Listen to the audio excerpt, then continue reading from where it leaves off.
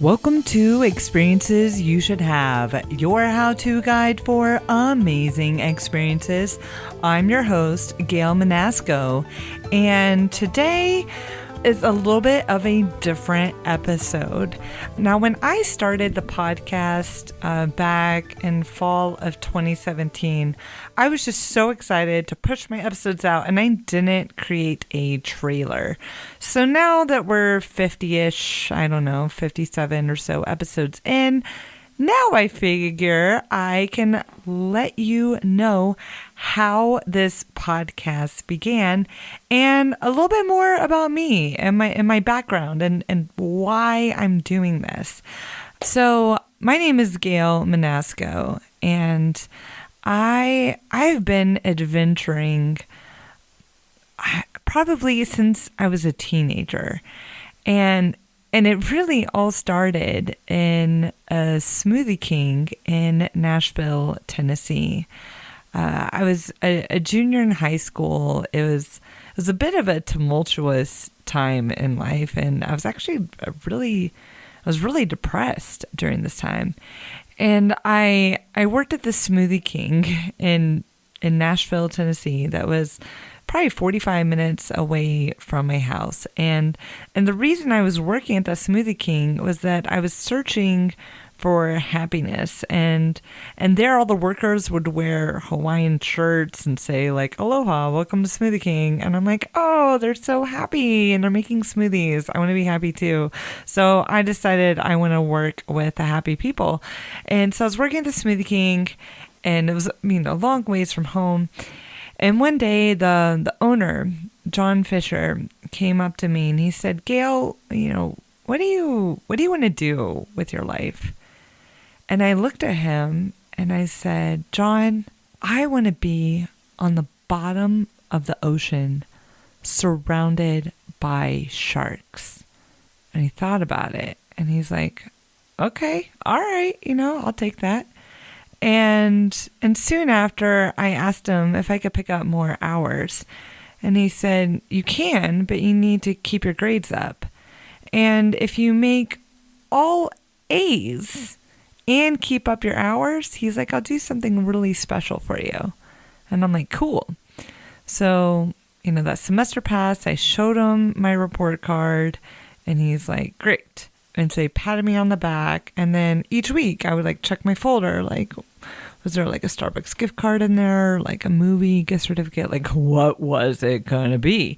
And then he didn't mention anything, and I'm like, God, he forgot, And then one day I was driving home, and he called me, and he said, "I need to speak to your mother." And I'm thinking, oh gosh, what'd I do? And I said, "John, whatever you need to tell my mother, you can just tell me. I promise. I'll relay every word." And he said, "Okay." He's like, "I want to get you scuba certified." And my heart just stopped. I couldn't believe it. I live in Tennessee. People didn't scuba dive, well, people did, but I'm like, wow. Yes. Yes. He said, "Okay, I can line you up a private instructor. You'd be taking lessons with another coworker, and you'd have to do it after your shift. So your lessons would start at 10 o'clock at night." I still had school every morning at 7:15, but I'm like, yes, I will do it. I will do it. My mom will be fine with it. Great. So I started taking these scuba classes, and I'm 16 years old, and so I'm coming home extremely late, but it was for a good reason. It was for scuba classes. And before I knew it, I had a PADI open water certification. Well, then I would hang out at the dive shop whenever I had time off. And at the dive shop, there was this orange flyer that caught my eye. And it said, "Swim with the sand tiger sharks in the graveyard of the Atlantic." So essentially, swim with sharks on deep shipwrecks off of North Carolina. I was in. In the graveyard of the Atlantic, there's a German U-boat, lots of shipwrecks, and of course, there's sharks. So I was elated. I had to be on this trip. So I started paying for this trip. I would go to the dive shop, and I would give them $10 here, $20 there. I didn't have a lot of money. I didn't want to ask my mom for money, and I wanted to be able to do this. And I saw on the flyer that I needed a nitrox certification and an advanced certification. I only had 4 dives to my name in a rock quarry in Nashville, but I figured anything was possible. And before I knew it, I had paid for the trip. I reached out to that same dive instructor and started paying him for a nitrox and advanced certifications. I talked to the dive shop. They said I could finish the advanced certification on the trip, and I would have my nitrox done. And I went and dove the rock quarry with my nitrox. And this trip was happening. And I would be going with a group of middle-aged men because there weren't a whole lot of teenage girls that were trying to sign up for this, but this is something I really wanted to do. I wanted to be on the bottom of the ocean surrounded by sharks. Now, this was not an easy dive scenario. Where I was going, these shipwrecks were past 100 feet and filled with sharks, but my drive to do it was so large. So I failed to mention that I was going on this trip to my mom because I was afraid she would say no. So I just figured I would plan everything, pay for everything, and then present the trip to her maybe like a week before, which I did. And I'd gotten a debit card from the bank. I was able to buy plane tickets over the phone at the time. You couldn't buy plane tickets via internet at this time. I'm aging myself a little bit, but I was able to buy the plane tickets, set it all up. I was going to sleep on the couch of a hotel suite and had it all worked out. Well, I finally told my mom that I was going to do this trip, and she was livid. She marched right down to that dive shop. She sat the owner down.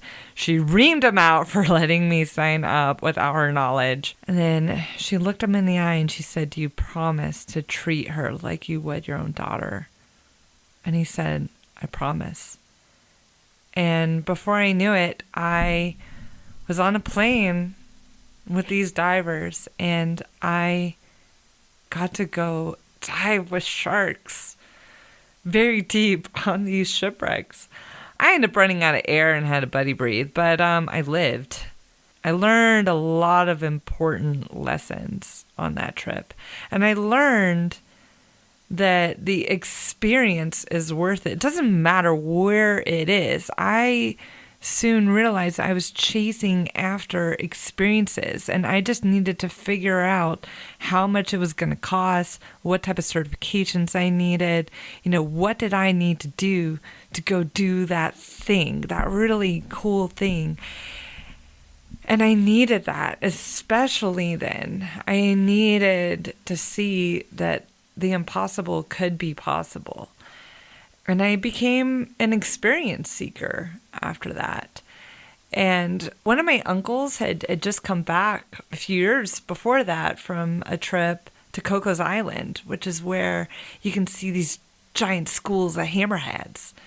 And I'm like, I want to do that. Now, that was a very expensive trip, but I had it in my head that I wanted to go swim with schooling hammerheads.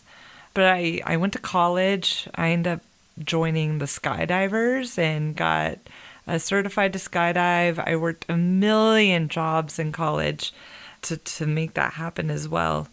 And I did about 400 or so jumps and really got into it. I learned how to work on parachutes. I learned how to make repairs. And I would dive any chance I could get. So I wasn't doing the normal college experience. I was after those amazing experiences, and I would dream them up, where I would see pictures and I'm like, I want to be on that hot air balloon jumping off of it. And before I knew it, I would be on that hot air balloon jumping off of it, because I found out you need to do 100 skydives to be able to go jump off that hot air balloon. And I just loved that feeling of freedom, whether I was in the sky or down below. And just experience is so important to me.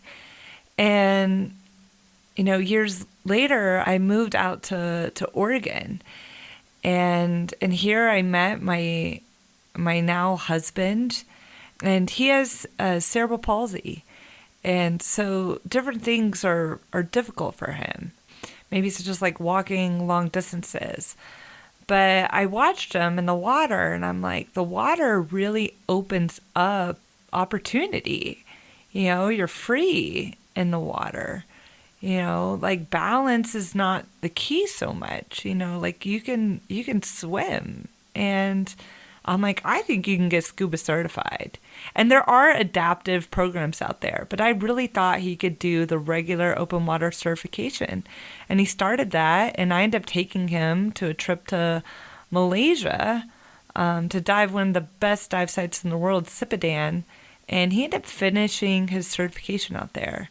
And there, Sipadan, I went with a girlfriend, Rachel, and some of her friends, and she was able to spread her mom's ashes there, which is where her mom wanted her final resting place to be. And on that trip, my husband, or soon-to-be husband at that time, finished his scuba certification. He ended up doing 17 dives with us, and this whole new world was open for him.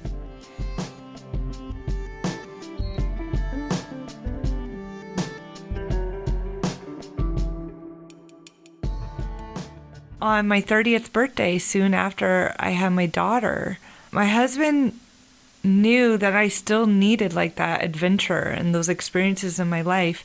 And he knew I still hadn't swam with the schooling hammerheads. And he said, on my birthday, he gave me a card, and it said that he had set up a bank account labeled Coco's Island so I could swim with the schooling hammerheads one day. I had his blessing, even as a mom, that I could still go to these remote places in the world and go do this. So we just started putting like $50 a month or $100 a month in it. And we knew it would take years to save for it, but that's okay. Like part of the fun part of a trip is the planning, even if it's going to be, 5 years out or 10 years out or whatever, just to even know that's on the books that you're saving for it. They're going to do it one day. And so we started putting money in it. And this was not the right trip for my husband. There's high currents there. This is a trip for me. So we started saving, and a few years into saving, a few spots on a different liveaboard to the Galapagos that opened up. There was last minute spots available. And 6 weeks before the trip, I asked my husband, I'm like, can I go? It's going to be super cheap. Like, please, can I go? And he's like, go. Because they're in the Galapagos at these little island, Darwin Arch, which is an 18-hour boat ride from the main islands of the Galapagos to even get to Darwin Arch. There you could swim schooling hammerheads. So no, it wasn't Coco's, but still it was going to be very similar to Coco's in that way. So 6 weeks before this trip, I had a toddler. He's like, go live this dream. And so I knew that I was going to go on this amazing trip. I called 2 girlfriends. They said they would meet me there. And I wanted good dive buddies for this kind of trip. Because, the currents are really high. It's a little bit colder water. There can be down currents that push you down. But I've been diving for almost 20 years at this point. And I really wanted to go do this. And I had it in my head, too, that I wanted to have a podcast. And so I started buying equipment and bought microphones. And I had the idea, experiences you should have. I want to help open the eyes to unique experiences around the world and help walk through what are the certifications needed, what are the skills needed. I want to talk about accessibility, because, here, my husband is CP, and I want to come up with really cool ideas for things to do around the world. And so I just had this idea, and I brought microphones with me to the Galapagos, and I started interviewing people on the boat. This is a tiny boat. There's only, 12 or 13 divers on it, and we were diving in really remote areas. And out at Darwin Arch and Wolf Island, you can't step foot on those islands. You're living on the boat and diving extreme dive conditions. And I'm like, these are my people. Like, these are the people that value experiences and adventure. And I want to know where in the world is that one experience you should have. So I started interviewing the people on the boat and on this trip. And that became the first few episodes of experiences you should have. And it all started on a boat in the Galapagos. I don't know.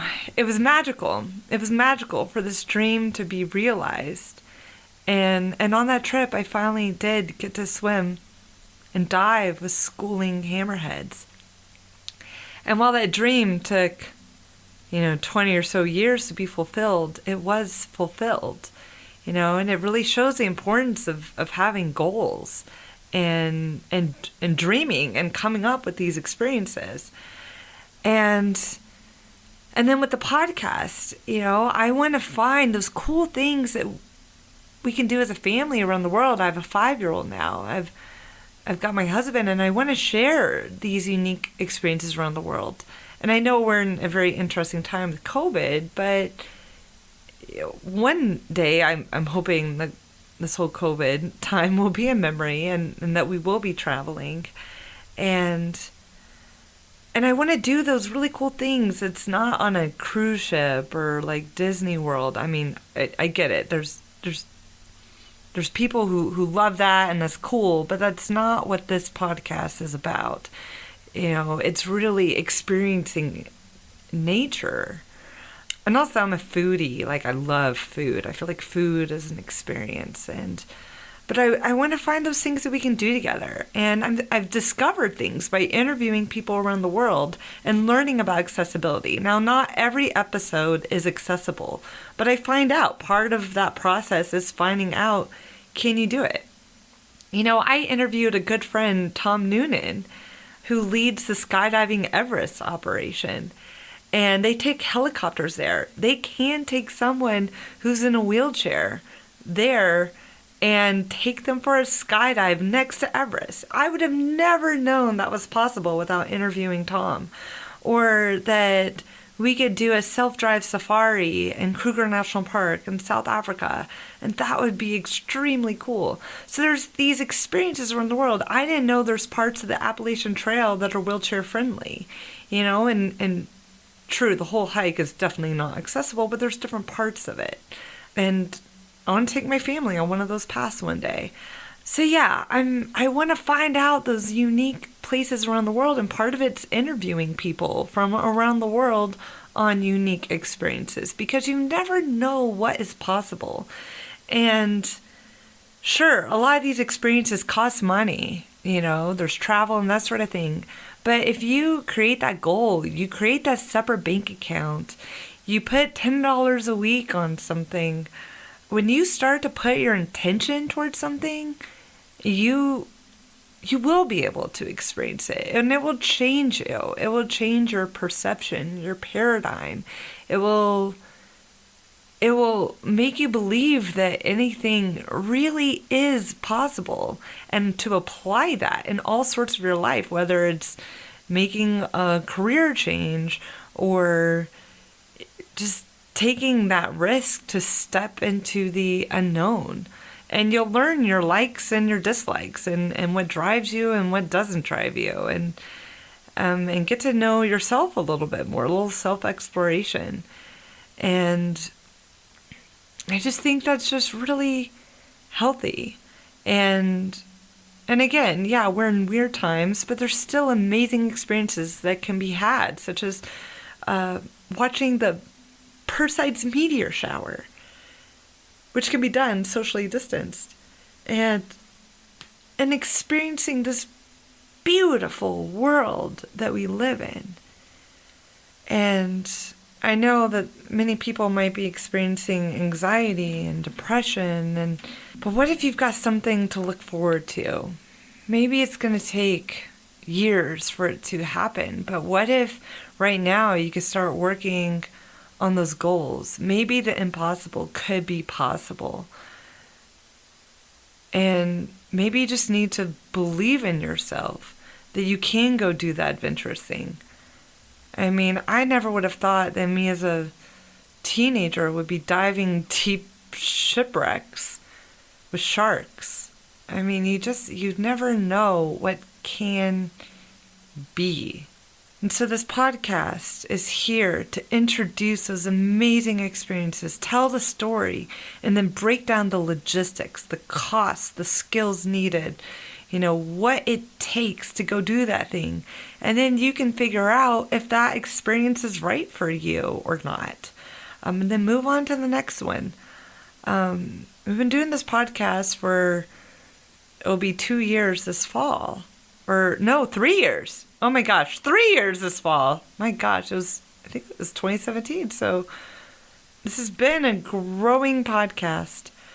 And the biggest thing that I would want for you guys, you listeners, you experience seekers out there, is to know that anything is possible. And you just need to know the steps that you need to take to go do that thing, And it's fun, just even having that goal might be a driver for you. And I feel like we're all like-minded people. If you're listening to this podcast, we've got to be like-minded, and that you value experiences over things. And I think that's really important. Thank you so much for listening to this podcast. Truly, we are a growing podcast. Right now, we spend money every month to make this podcast. And one of the best things that you could do to help us out is to tell someone about the podcast. Please share this podcast because the more listeners we get, then that can open the doors for sponsors and this sort of thing to help cover some of our operating costs. And I've been thinking about setting up a Patreon account. So maybe that might come this year. Let me know what types of rewards that you would like to see on the Patreon. Yeah, this is a passion project. As you can see, this is something I do put my heart into. And if you haven't checked out our website, please go to experiencesyousshouldhave.com. There we've got show notes that we write up and spend a lot of time on. So please share this podcast, share it with a friend, an enemy, a family member, whoever it is. Tell the world. And thank you for listening. And until our next adventure.